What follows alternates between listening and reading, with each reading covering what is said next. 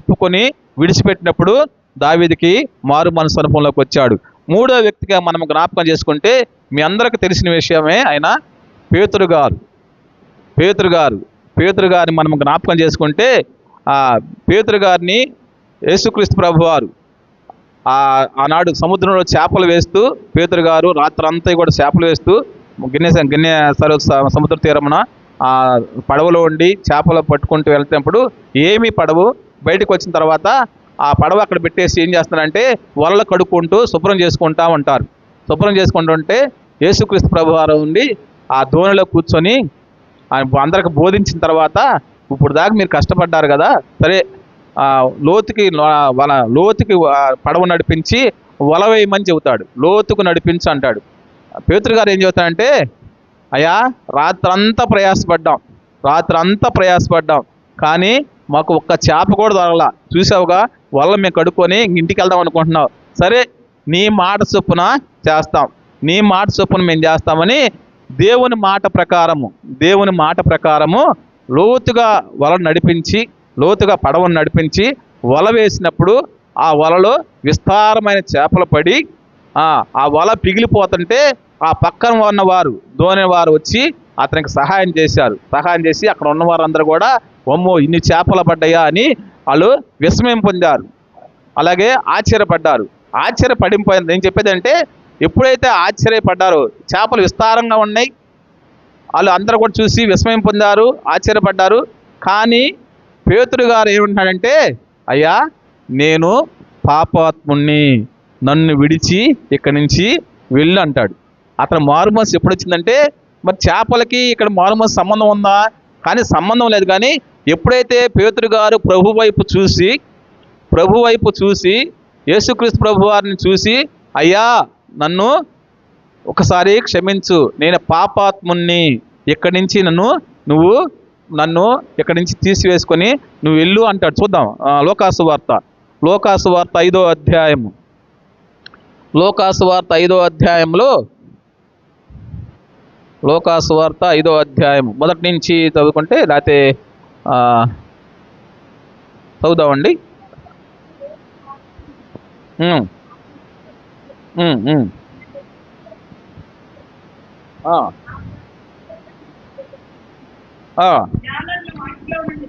దిగి కడుగుచుండిరి. ఆయన ఆ దోణిలలో సీమోనుదైన యొక్క దోణి ఎక్కి దరి నుండి కొంచెము త్రోయమని అతన్ని అడిగి కూర్చుండి దోణిలో నుండి జనసమూహములకు బోధించుచుండెను.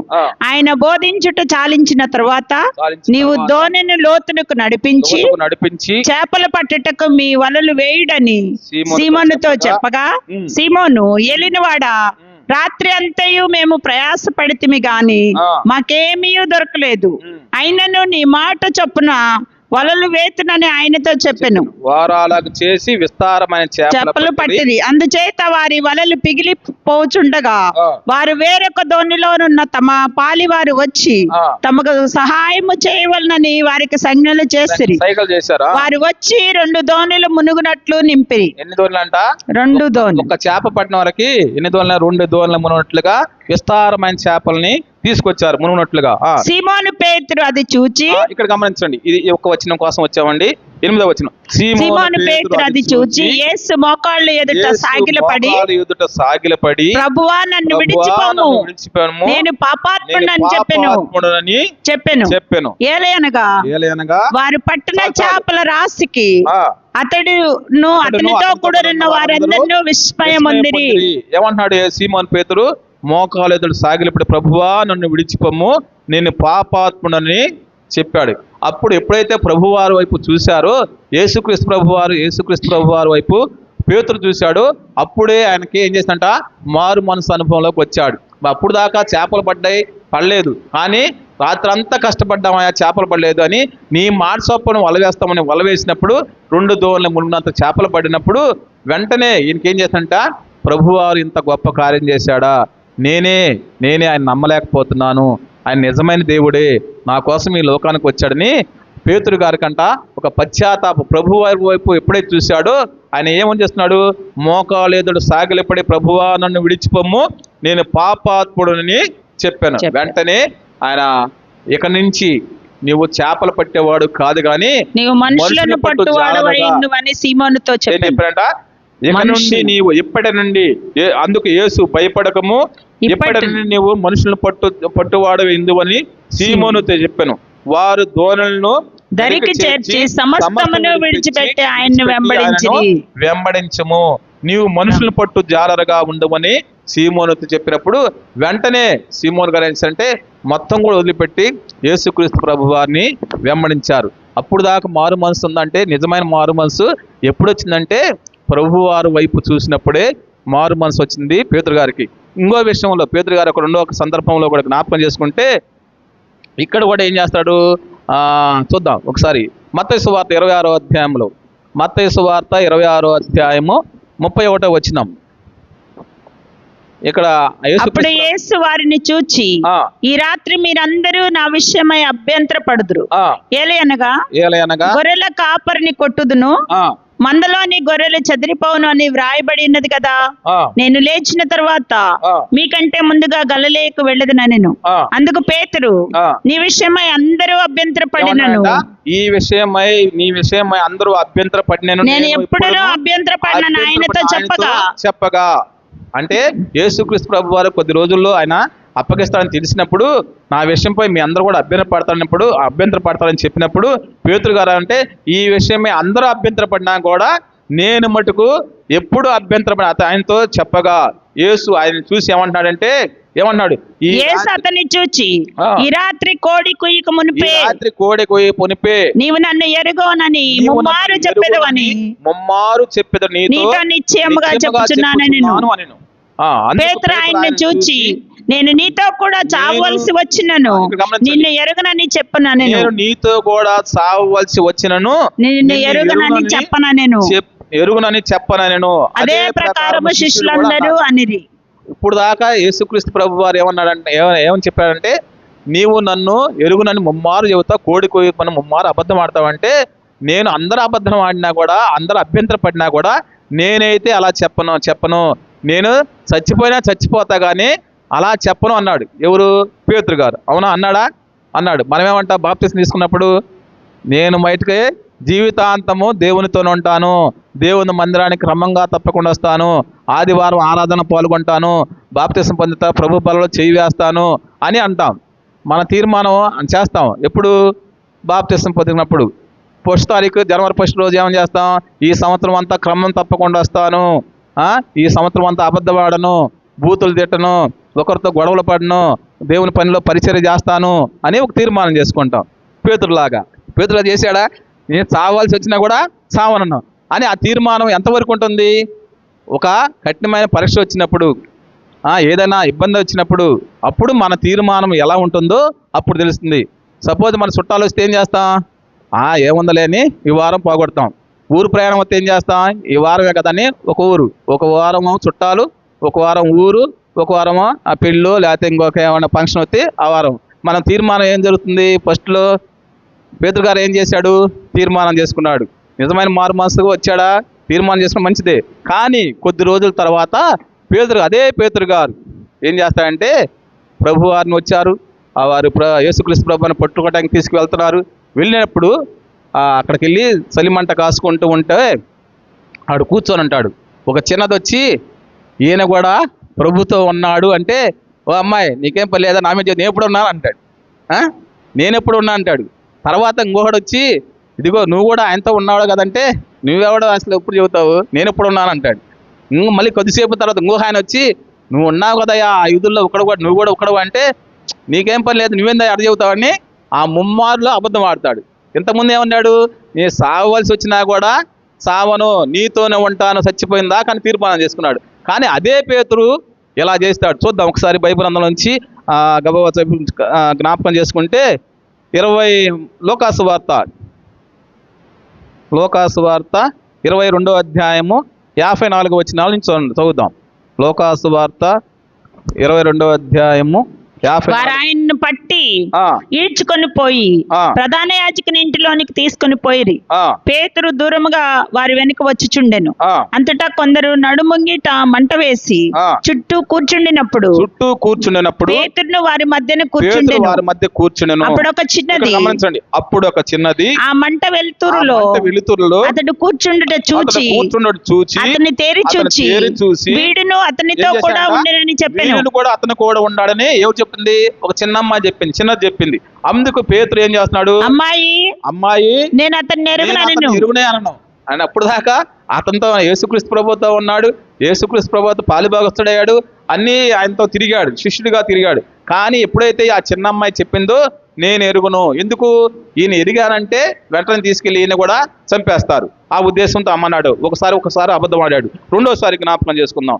మరి కొంతసేపటికి మరి ఒకడు అతన్ని చూచి అతను వచ్చి నీవును వారిలో ఒకడు నీవును అనగా వారిలో ఒకడవని పేతుర్ని పేతురు ఆ, పోయి పోయి నేను కానను నేను కాను అన్నాడు. పోయి నువ్వు కూడా ఒకడు ఉన్నావు కదా, వాళ్ళు ఉన్నావు కదా, యేసుప్రభుతో శిష్యుల్లో ఉన్నావు కదా, వారితో దిగావంటే నేను కానని అబద్ధం ఆడతాడు 2 సార్లు.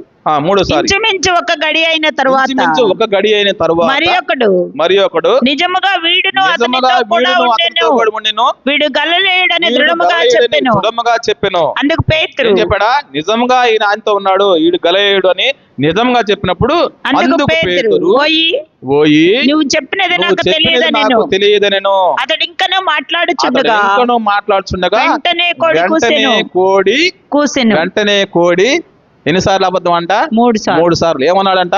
నేను సావాల్సి వచ్చినా కూడా వస్తాను, నీతోనే ఉంటాను, అందరూ అబద్ధం. కానీ ఎప్పుడైతే యేసుక్రీస్తు ప్రభు వారు వెంటనే ఆ మాట చెప్పిన తర్వాత చూద్దాం ఒకసారి జ్ఞాపకం చేసుకుంటే 61వ వచనం. అప్పుడు ప్రభు తిరిగి పేతురు వైపు ఏం చేశాడంట? పేతురు వైపు చూచిన గనుక పేతురు నేడు కోడి కూయక మునుపు నీవు ముమ్మారు నన్ను ఎరుగునందు అని ప్రభువు తనతో చెప్పిన మాట జ్ఞాపకం చేసుకొని వెలుపలికి పోయి సంతాపపడి ఏడ్చాడు. ఈయనకి మారు మనసు ఎప్పుడు వచ్చిందంటే, ఎప్పుడైతే యేసు ప్రభుతో ఏదైతే తీర్మానం చేశాడో ఆ తీర్మానాన్ని తిరిగి ఆయన జ్ఞాపకం చేసుకొని, ప్రభువారు ఏమన్నాడు? యేసుక్రీస్తు ప్రభువారు ఇదిగో నన్ను ఎరుగునన్ను ముమ్మారు కోడికి పని చెబుతామని చెప్పి ఆ మాటని జ్ఞాపకం చేసుకొని, నిజంగా నేను తప్పు చేశాను, నిజంగా నా ప్రభుతో నేను నిలవాల్సి వచ్చింది అని సంతాపపడ్డాడంటే ఇంకెంతగా ఏడ్చాడంటే చూద్దాం ఒకసారి.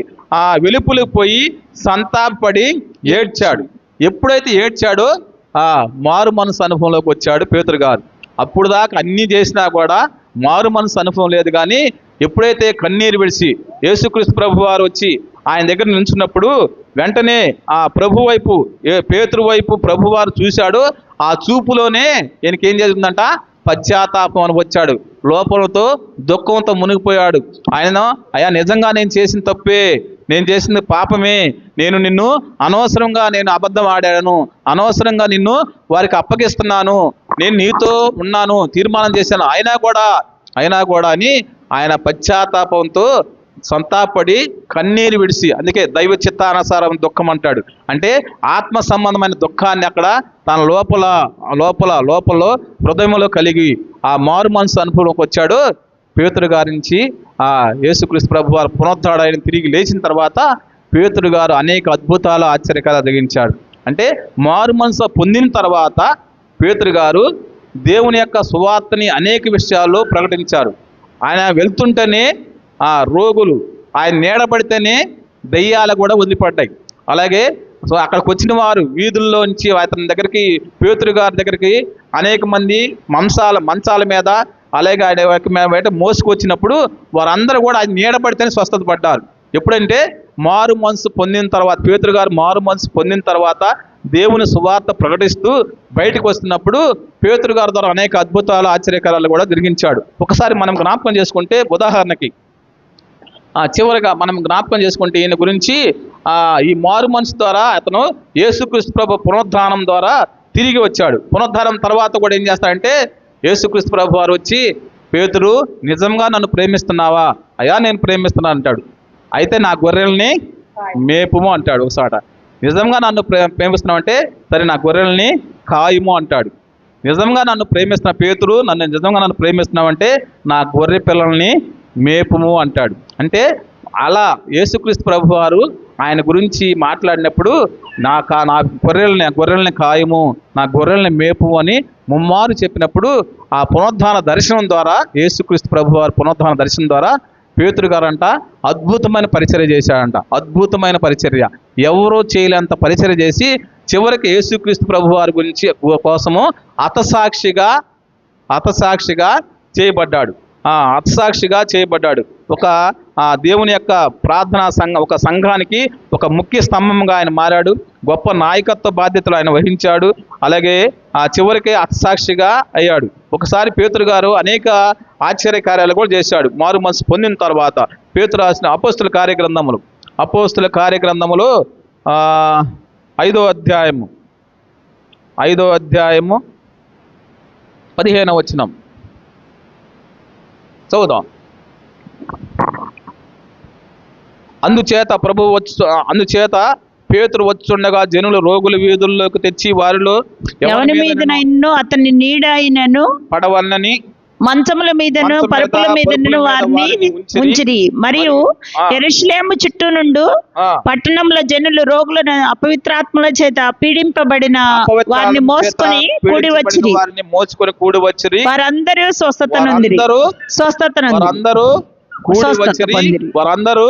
స్వస్థత పొందుకున్నారు. ఎలాంటి పేతురు?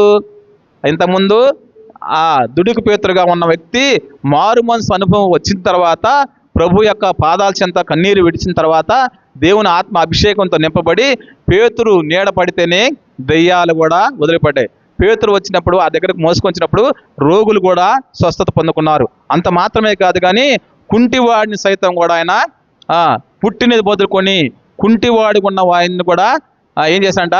లేవనెత్తినట్టుగా జ్ఞాపకం చేసుకోవచ్చు. అంటే 3వ అధ్యాయం, అదే అధ్యాయం అపోస్తుల కార్యగ్రంథంలో 3వ అధ్యాయంలో జ్ఞాపకం చేసుకుంటే, పుట్టినది మొదలుకొని కుంటివాడని ఒక మనుషుడు మోసుకొని పోవచ్చుండెను. వాడు దేవాలయంలోకి వెళ్ళి వారిని భిక్షమడు కొందరు ప్రతి దినము వారిని శృంగారపు దేవాలయం ద్వారం ఉంచుతూ వచ్చిరి.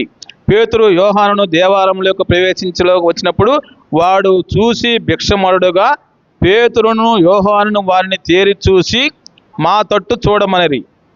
వాడు వారి యొద్ద ఏమైనా దొరుకునని కనిపెడుస్తూ వారి యందు లక్ష్యముంచును. అంతట పేతురు, గమనించండి, నాకు కలిగిందే నీకు ఇచ్చుచున్నాను. నజరేయుడైన యేసుక్రీస్తు నామమును నడుమని చెప్పి వాని కుడి చేయి పట్టుకొని లేవనెత్తెను. వెంటనే వాని పాదములు చీలమండలములను బలం నొందెను.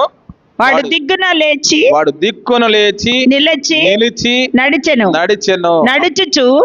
నడుచుచు గంతులు వేయిచు దేవుని స్తుతిస్తూ వారితో కూడా దేవాలయంలోకి వెళ్ళెను. అక్కడ ఉన్న వారందరూ కూడా అది చూసి విస్మయంతో ఆశ్చర్యంతో చూశారు. పుట్టినది మొదలుకొని ఎన్ని సంవత్సరాలు? దగ్గర 40 సంవత్సరాల వ్యక్తి, 40 సంవత్సరాల నుంచి నడవలేని స్థితిలో ఉన్నప్పుడు ఆ దేవాలయం దగ్గర భిక్షం అడుకున్నప్పుడు పేతురు గారు వచ్చి ఏమన్నాడు? వెండి బంగారం నా ఇద్దరు లేదు కానీ నా కలిగిందే నీకు ఇస్తున్నానని నజరేయుడైన యేసుక్రీస్తు నామమున లేవు అని చెప్పినప్పుడు వెంటనే అక్కడ సమయం తీసుకోలేదు కానీ వెంటనే లేచాడు. కారణం ఏంటంటే పేతురు మారు మనసు పొందిన తర్వాత జరిగిన అద్భుతం. ఇంకొక అద్భుతం కూడా చెప్తానండి, చూద్దాం ఒకసారి. 9వ అధ్యాయం 32వ వచనం. అక్కడ ఐని అని ఒక వ్యక్తి ఉంటాడు. అతడు పక్షవాయువు కలిగి రోగి. చూద్దాం 8 సంవత్సరాల నుంచి. 9వ అధ్యాయము 31వ వచనం, 9వ అధ్యాయము 32వ వచనం. ఆ తరువాత పేతురు సకల ప్రదేశంలో సంచారం చేసు లుద్దాలో కాపురమున్న పరిశుద్ధుల యొద్దకు వచ్చెను. అక్కడ పక్షవాయువు కలిగి 8 ఏండ్ల నుండి మంచము పట్టిన అయినయ్య అను ఒక మనిషిని చూచి పేతురు అయినయ్య యేసుక్రీస్తు నిన్ను స్వస్థపరచున్నాడు. నువ్వు లేచి నీ పరుపు నీవే పరుచుకొనుమని అతనితో చెప్పగా వెంటనే అతడు లేచి లేచెను. వెంటనే అతడు లేచెను. లుద్దాలోను ఆ, షారోన్లోను కాపురమున్న వారందరూ అతన్ని చూచి ప్రభు తట్టు తిరిగిరి. తట్టు తిరిగిరి. అంటే ఒక పక్షవాయువు కలిగి వాడిని కూడా పేతురు గారు యేసుక్రీస్తు నామములో ఆయన్ని స్వస్థపరిచినట్లుగా వెంటనే ఆయనయ్య లేచి నీ పొరుపెత్తుకుని నడుమని చెప్పినప్పుడు వెంటనే నీ పొరుపుతూ నీవే పరుచుకోమని అతను చెప్పక వెంటనే అతడు లేచెను. కారణము మారు మనసు అనుభవం పొందిన తర్వాత మాత్రమే. అంతకుముందు మారు మనసు ఉందా? తాత్కాలమైన మారు మనసు అంటే పశ్చాత్తాప కూడిన మారు మనసు లేదు, దైవ చిత్తానుసారమైన మారు మనసు లేదు. కానీ పేతురు గారికి ఎప్పుడైతే పేతురు వారు ప్రభువారు యేసుక్రీస్తు ప్రభువారు పేతురుని చూశాడో అప్పుడు పశ్చాత్తాపడి సంతాపడి ఏడ్చిన తర్వాత మాత్రమే మారు మనసు వచ్చి అద్భుతాలు ఆశ్చర్యకరాలు జరిగించాడు. అంత మాత్రమే కాదు కానీ ఇంకో వ్యక్తిని కూడా జ్ఞాపకం చేసుకుంటే తబిత అనే ఒక భక్తురాలు, దోర్కా అంటారు, తబిత అంటే దోర్కరాలు, ఆమె కూడా చనిపోయి శవంగా పడిపోయిన వ్యక్తిని కూడా పేతురు గారు ఆమెని లేపాడు, ప్రార్థన చేసి లేపినట్టుగా జ్ఞాపకం చేసుకోవచ్చు. 9వ అధ్యాయం 36వ వచనం అమ్మ ఒకసారి జ్ఞాపకం చేసుకుందాం. మరియు ఎప్పేలో తబిత అనే ఒక శిష్యురాలు ఉండెను. ఆమెకు భాషాంతరంలో దోర్కా అని పేరు. ఆమె సత్క్రియలను ధర్మ కార్యములను బహుగా చేసి ఉండెను. ఆ దినములందు ఆమె కాయలా పడి చనిపోగా వారు శవమును కడిగి మేడగదిలో పరుండు పెట్టిరి. ఆపండి ఒకసారి. ఆమె శవమును కడిగి మేడగదిలో పరుండు పెట్టిరి. తర్వాత పేతురు గారు ఏం చేస్తున్నారు? 40వ వచనం. లుద్దా యొప్పేకు దగ్గరగా అందరినీ వెలుపులకు పంపి మోకాలుని ప్రార్థన చేసి శవం వైపు తిరిగి తబిత లెమ్మనగా ఆమె కన్నులు తెరచి పేతురుని చూచి లేచి కూర్చుండెను. అతడు ఆమెకు చెయ్యి ఇచ్చి లేవనెత్తి పరిశుద్ధులను విధవరాండ్రను పిలిచి ఆమెను సజీవురాలుగా వారికి అప్పగించెను. సజీవురాలుగా ఆమెని వారికి అప్పగించెను. కారణం ఏంటి అంటే పశ్చాత్తాపంతో కూడిన ప్రార్థన, దైవ చిత్తానమైన సమయమే దుఃఖము, మారు మనసు అనుభవం తర్వాత దేవుడు అనేక అద్భుతాలు చెప్పాం కదా. బాప్తిస్మ అనుభవం రావాలి, తర్వాత పశ్చాత్తాప అనుభవానికి వచ్చి దేవుని దగ్గరకు వచ్చి క్షమాపణ పొందిన తర్వాత మనము బాప్తిస్మ అనుభవంలోకి వస్తాం. తర్వాత దేవుని అభిషేకంతో పరిశుద్ధాత్మతో నింపబడతాం. పేతురు గారు పరిశుద్ధాత్మ నింపబడిన తర్వాత మాత్రమే ఈ అద్భుతాలు ఆశ్చర్యకరాలు జరిగించాడు. కాబట్టి ఈ మధ్యాహ్న కాల సమయంలో 3 వ్యక్తులు మనం జ్ఞాపకం చేసుకున్నాం. 3 వ్యక్తులు ఎవరు? యాకోబు గారిని జ్ఞాపకం చేసుకున్నాం. యాకోబు గారి మారు మనసు ఎప్పుడు వచ్చిందంటే ఎబ్బేకు రేవు దగ్గర దేవునితో ప్రార్థన అనుభవం ఎప్పుడైతే కలిగి ఉన్నాడో, ఎప్పుడైతే పశ్చాత్తాపడి ప్రార్థన ద్వారా ఎబ్బేకు రేవు దగ్గర దేవునితో పెనుగులాడే అనుభవం కలిగి ఉన్నాడో అప్పుడు యాకోబు అని పేరు మార్చబడి ఇశ్రాయేలుగా మార్చబడింది. తర్వాత దావీదు గారు దేవుని దగ్గరకు వచ్చి పశ్చాత్తాపంతో ఎప్పుడైతే ప్రార్థన చేశాడో, అయ్యా హెమ్మం కంటే తెల్లగా మార్చు, హిస్సోపుతో నన్ను కడుగుము, రక్షణానందం మరలా పుట్టించమని పశ్చాత్తాపంతో కూడిన ప్రార్థన ఆయనకి దేవుడి యొక్క రక్షణానుభవంలోకి వచ్చాడు, రక్షణానందం కలిగి ఉన్నాడు దావీదు గారు. 3వ వ్యక్తిగా పేతురు గారిని కూడా జ్ఞాపకం చేసుకుంటే 2 అనుభవాలు. ఒక అనుభవం అయితే చేపలు పట్టినప్పుడు అయ్యా నన్ను విడిచి ఇక్కడి నుంచి పో అని అక్కడి నుంచి పాపిని ఒప్పుకొని అక్కడ ప్రార్థన అనుభవం కలిగాడు. 2వదిగా నన్ను నువ్వు ఎరుగు అని 3 మార్లు చెప్పినప్పుడు కాదు ప్రభువా అని నేను తప్పు చేశానని ఆయన పశ్చాత్తాపడి ఏడ్చి సంతాపపడి ఏడ్చాడు. ఆ 3 అనుభవాల ద్వారే దేవుడు అద్భుతంగా ఈ 3 భక్తులను కూడా అద్భుతంగా తిరిగి మళ్ళీ మారు మనసును పొందిన తర్వాత తిరిగి లోకంలోకి వెళ్ళారంటే లోకంలోకి వెళ్ళలేదు కానీ వారు దేవుని కోసము హతసాక్షిగా మార్చబడ్డాడు పేతురు గారు. యాకోబు గారు దేవుని యొక్క దీవెనలు పొందుకున్నాడు, తిరిగి మోసంలోకి వెళ్ళలేదు. దావీదు గారు తిరిగి మళ్ళీ లోకంలోకి మళ్ళీ అలా తప్పు చేశాడంటే అలా తప్పు చేయలేదు కానీ దేవుని కోసము తన యొక్క ఏదైతే సంపాదించిన ఆస్తులు మొత్తం కూడా దేవునికి ఎక్కువగా ఇచ్చినట్టుగా మనం జ్ఞాపకం చేసుకోవాలి. కాబట్టి ఈ యొక్క మధ్యాహ్న కాల సమయంలో ఈ యొక్క 3 వ్యక్తుల యొక్క అనుభవాలు మనం జ్ఞాపకం చేసుకుంటూ పశ్చాత్తాపం అనుభవం తర్వాతే దేవుడు ఆశీర్వదిస్తాడు. మనము మారు మనసు అనుభవం తర్వాతే దేవుడు మనకి ఆశీర్వదిస్తాడు. అంటే ఈ మారు మనసు అనుభవం ఎప్పుడు కావాలంటే నిరంతరము జరిగే ప్రక్రియ, నిరంతరం ఉండాలి. ఒకరోజు ఉండి మారు మనసు పొంది మారు మనసు పొందాలి, నాకేం బాధలేదు దేవుడు చూసుకుంటానని వదిలేయకుండా మనం బలారాధన చేస్తున్నాం. దేనికి? ప్రతి ఆదివారం చేస్తున్నాం. మన తప్పులు మనం ఒప్పుకుంటూ సరి చేసుకుంటూ అయ్యా నన్ను తప్పులు క్షమించండి అని నిరంతరం కూడా ప్రభు పాదాల దగ్గర మన తప్పులు ఒప్పుకొని విడిచిపెట్టి దేవుని క్షమాపణ పొందుకొని దేవుని బిడ్డలుగా మార్చబడటమే మారు మనసులోది ఈ యొక్క కొందరు వ్యక్తుల యొక్క అనుభవాలు. దేవుడి యొక్క వాక్య భాగాన్ని దీవించి ఆశీర్వదించునుగాక. కళ్ళు మూసుకుందామండి, ప్రార్థన చేసుకుందాం. పరిశుద్ధుడా, ప్రేమగల తండ్రి, నీకే వందనాలు, స్తుతులు, స్తోత్రాలు. అయ్యా, ఈ మధ్యాహ్న కాల సమయంలో ప్రభువా మారు మనసు పొందిన వ్యక్తుల యొక్క అనుభవాలు, వాళ్ళు ఎలా జీవించారు, ఇక ముందు ఎలా ఎంతమంది ఎలా జీవించారు, మారు మనసు పొందుతారు ఎలా జీవించారు, కొందరు వ్యక్తుల యొక్క అనుభవాలు మేము నేర్చుకున్నాం. మేము కూడా ప్రభువా ఆ మారు మనసు పొందిన తర్వాత తిరిగి లోకంలోకి వెళ్ళకుండా, పాపంలోకి వెళ్ళకుండా, తిరిగి నీ కోసము నీ బిడ్డగా మార్చబడి నీ రక్షానందంలోకి నడిపించి సహాయం దయచేయమని, వాక్యం విన్న వారందరూ కూడా ప్రభువా వాక్యాన్ని హృదయాల ఫలించుడు సహాయం దయచేయమని యేసయ్య నామములో ప్రార్థన చేస్తున్నాము తండ్రి. ఆమేన్. దేవుడు మిమ్మల్ని దీవించునుగాక. అందరూ లేచి నిలబడదామండి.